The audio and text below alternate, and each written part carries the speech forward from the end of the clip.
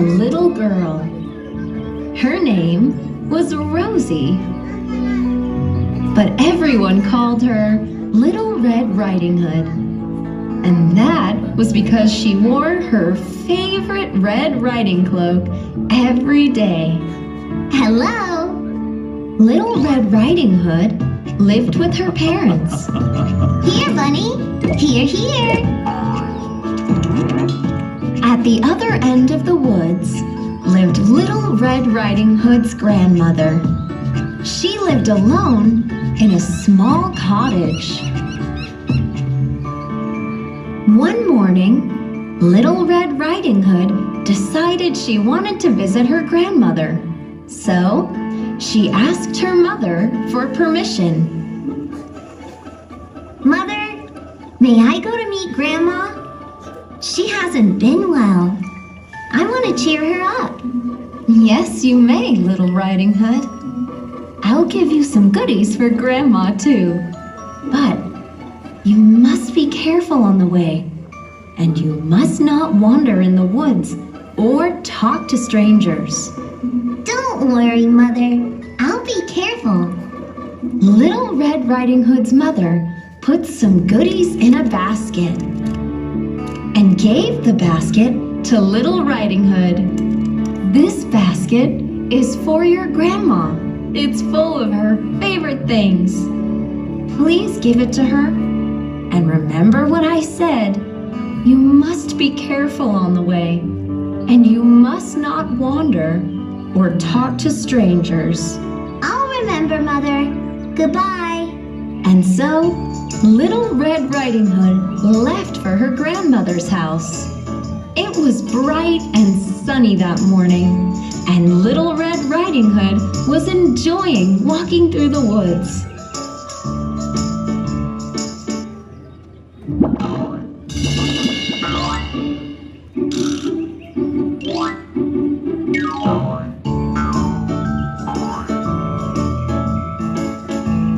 On the way, she spotted some beautiful flowers. Oh, look at those flowers! They're Grandma's favorite color. They'll surely cheer her up. I should pick some for her. So, Little Riding Hood wandered into the woods to pick flowers.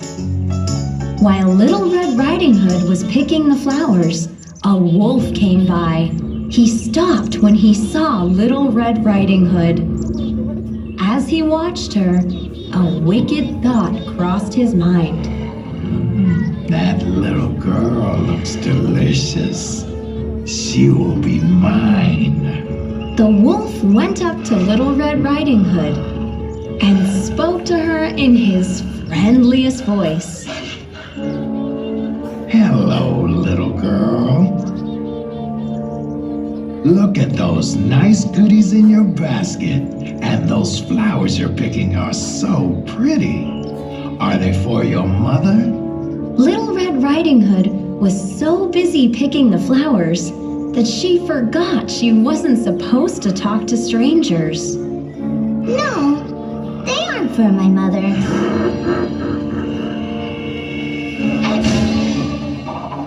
They are for my grandmother. I'm going to visit her.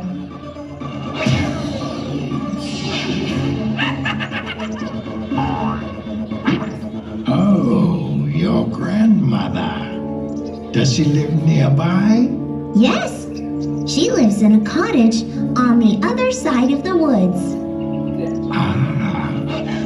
With a dark look in his eye, the wolf said goodbye to Little Red Riding Hood and hurried out of the woods. Goodbye. The wolf ran straight to Little Red Riding Hood's grandmother's house. He knocked on the door.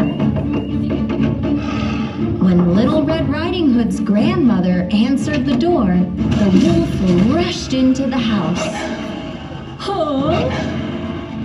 He tied Little Red Riding Hood's grandmother up and locked her in the cupboard. After a while, Little Red Riding Hood reached her grandmother's house. She found the door open and went in. Grandma, are you home? wolf had dressed up in Little Red Riding Hood's grandmother's clothes. He was wearing her glasses too, and he had tucked himself in her bed. Little Red Riding thought the wolf was her grandmother. Hi, Grandmother. It's me, Little Red Riding Hood. Huh? But when she drew closer, she noticed something very strange.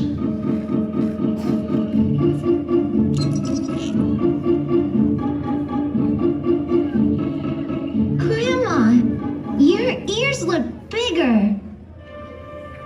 The wolf was very hungry, so he tricked her into coming closer.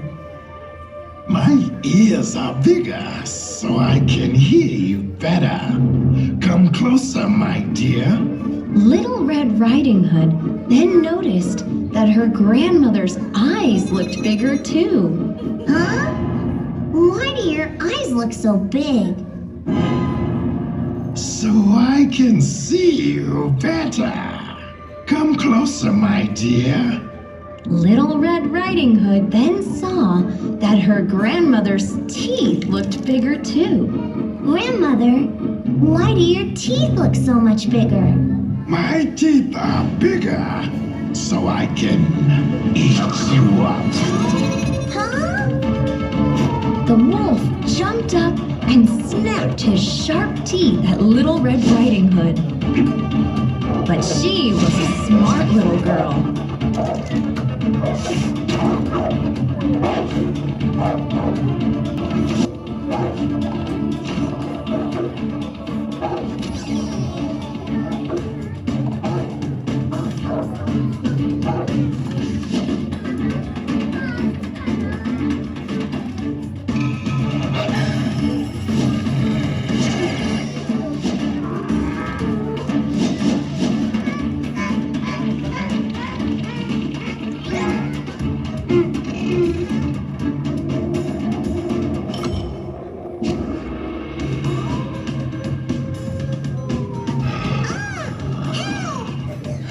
She screamed for help. Help! Help! A woodcutter who was chopping wood nearby heard Little Red Riding Hood. Huh? The woodcutter rushed into the house and taught the wolf a lesson. Take this, you bad wolf.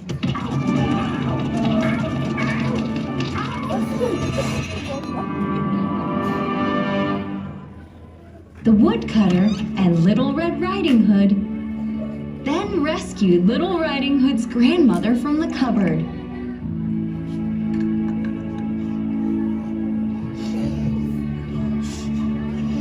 Little Red Riding Hood, you're safe, thank goodness. Little Red Riding Hood felt glad that the woodcutter had saved her that day. But she had learned her lesson.